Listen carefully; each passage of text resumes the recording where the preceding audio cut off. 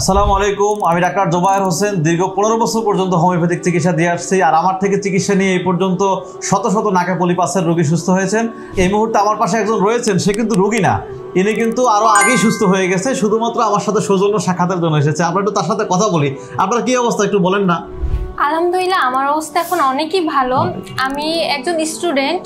আমার পোলিও সমস্যাটা অনেক বেড়ে গেছিল, হাসি আসতো অনেক, পড়াশোনা করতে পারতাম না, নাক দিয়ে হঠাৎ ব্লাড বের হতো।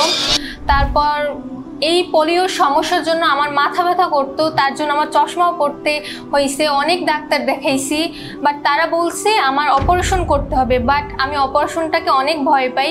হঠাৎ করে জুবাইর স্যারের একটি অ্যাড দেখেছি ফেসবুকে, সেই জায়গা থেকে স্যারের সাথে কথা বলে যোগাযোগ করে তার ওষুধ আমি খেয়েছি। এখন আলহামদুলিল্লাহ আমি অনেক ভালো রেজাল্ট পেয়েছি।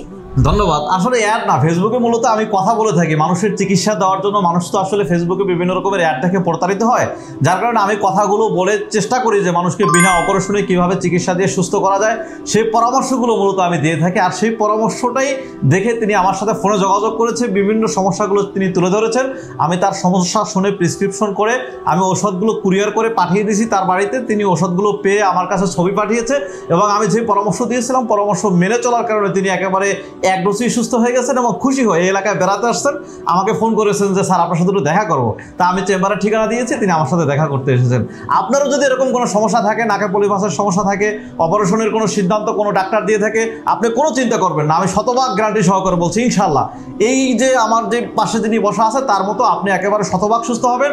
এবং স্ক্রিনে দেওয়া নাম্বারে যোগাযোগ করে আমার সাথে কথা বলতে পারেন, অথবা অর্ডার নাও বাটনে ক্লিক করে অর্ডার করে আজই আপনি ঘরে বসে ওষুধ বুঝে নিতে পারেন। ধন্যবাদ, ভালো থাকবেন, সুস্থ থাকবেন। আসসালামু আলাইকুম।